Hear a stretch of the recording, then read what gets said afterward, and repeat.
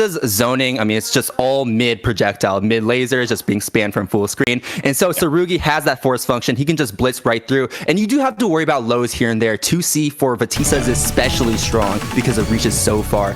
But, you know, Tsurugi can kind of play that RPS in neutral where he can hop over it if he wants to. And he can get in a lot easier than a lot of other characters. But we'll see exactly how true that is when we get into the first match of the day.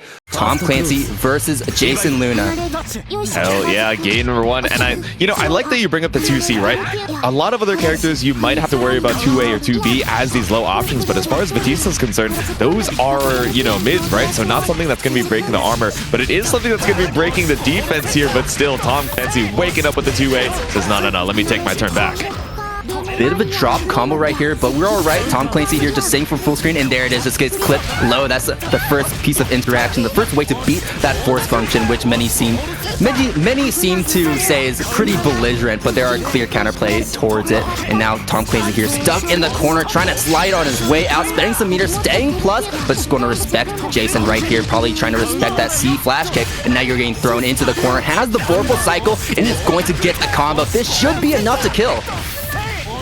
Yeah, there we go. You got 100 meter behind it. CS just to get it back off of the grid going into the next round, and CDP puts the first round on the board here for Tom Clancy. I swear that final combo, it almost made me doubt myself that wasn't going to kill. No, I thought it was mad scaled. I'm not going to lie. I was leaving it to you because I was like, I'm losing a little bit of faith, but we're also losing the grid ability here. Grid break coming out from Tom Clancy. So you have a couple ways to, you know, try and get that situation as Tsurugi, right? You're trying to shield to make sure you can stop his strike throw pressure a little bit earlier, but then he has the hit grab. Obviously you can tech, but, you know, if you're not looking for it, definitely something that will be making his way on in. But IW for the laser, pushing Tom Clancy back out to the full screen.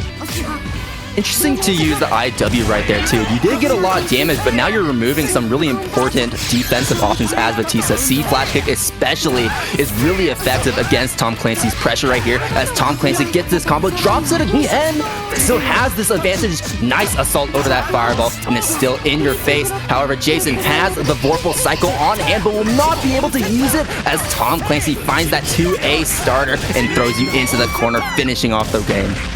There we go. Finish it clean. Game number 1. Yeah, we were seeing a couple, you know, good interactions from Jason there, but otherwise it seemed like Tom making a really good job of a lot of the advancing moves and also the armor. You know, those things not being mutually exclusive in Tsurugi's toolkit, right? You have Dash B, which is an advancing low, you know, that also gets you that full combo. It anti-airs on whiff. You know, the follow-up comes out even if you happen to whiff that first hit. And then, of course, the advancing armor off of that force function, which normally, right, you're thinking, okay, FF, they have to use a little bit of grid to, you know, try and use that move in neutral, because a lot of them end up bringing Tom Clancy forward anyway. The grid cost ends up paying for itself. Yeah, that is true, and we're seeing it come in full force right now. Grid broken. Jason Luna will not be able to get this Vorpal cycle, and once again, Tom Clancy looking so dominant right now. Jason, however, stuck him in the corner. Oh no! Messes up the pressure string, but still gets that counter hit mash out anyways. Gem is up. We're going to extend the combo here and get a side swap. There we go. Keep it simple. 8-ball in your face is pretty bold, right? You know, a big gap for Tom Clancy to try and mash out, but sometimes you gotta make do with the respect. Try and go for the call out, the greedy pressure reset. We're getting a lot of straight hits here. Jason really, you know, not committing too hard for the full hits. Yeah, he's getting a lot of straight hits, no full combos as you said, but it's starting to add up as we're seeing right here. Going to spend the meter for the meter end and get you into the corner. Has the orb set up, but it's not going to even hit because that overhead will hit instead as Jason takes a round against Tom Clancy, the first one of the set. And if you can take a round, you can take a game. If you can take a game, you can take a set. But this is not looking good to start it off. Tom Clancy immediately starting off with that metered special, getting right in. And if it is blocked, it is still plus. So it is a true neutral skip from round start. Yeah, and obviously we're making a lot of good use of the armor using the shield, but now we're seeing the shield function, right? Just getting so much grid off of all of these, you know, shielded normals. Jason, you know, not really threatening run-up throw, so easy Celestial here for Tom Clancy for the CS throw. Back out to the mid-screen, not able to concentrate in time to win the next cycle, though. Going to spend some meter for the Garthar to get off of me, but an anti-air coming from Tom Clancy. C flash kick out. Actually, yeah, that's not C flash kick. That's just a regular flash kick. Either way, still out of the pressure. Life is even. And now you have to respect this Batista pressure as it just wails on top of you. Nice. I like to pick up off the 2C, 3B, 2A. Decent amount of damage here. One touch on both of these sides, especially with all the meter right behind it. Clancy waiting for this cycle. Not quite Celestial, but you have Chain Shift any opportunity to try and look for this gap. Yeah, and still not finding it, spending some green shields here and there, trying to find an opening, but again, just playing patient. Doesn't have to approach if he doesn't have to, and finds an opportunity to get out. No full combo, tries to go for a throw, but it gets jumped, blocks the crosses, but doesn't block that final hit, as Jason secures a counter hit to secure that first game for him, evening it up 1-1. And I'm liking a lot of adaptations that Jason was doing in that set. Initially, there was a lot of really smart things that Tom Clancy was doing to avoid those fireballs, to avoid those lasers by just jumping assault. And that basically just goes right over and gives him a full combo afterwards from jump in. But what Jason was doing in response was, throw out the fireball, then just jump up air to air and get a combo from there. Yeah, exactly. We're seeing a decent amount more air movement coming out from the Batista here, right? Jason, even using a couple more of the B drills, a lot of times not really needing, that second overhead, right? The initial jump-ins working on Tom Clancy here, but let's see. As we get used to the first overhead, let's see if we can block the second, just running right up behind the A-ball from full screen. But again, Tom's so good about winning the grid every single time. Not a lot of, run-up grabs or grid breaks represented here from Jason.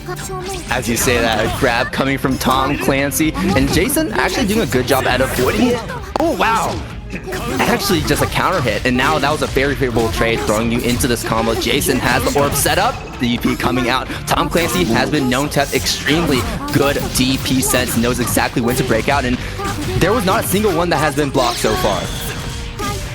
God help. Yeah, this is a lot of meter for Jason right now. Should be able to secure the next cycle. And that brought you back into the corner with the Veil Off. This is a big spend for all the meter, but you're really trying to secure this round right now. So much time left on the Veil Off, and the 2-3-6-C up against the wall with the Kabedon. Tom Clancy on set point. I love that from Tom Clancy. He's like, I spent Chain Shift, has the meter for it. It's like, why not? At best, I'm plus, and I take my turn back.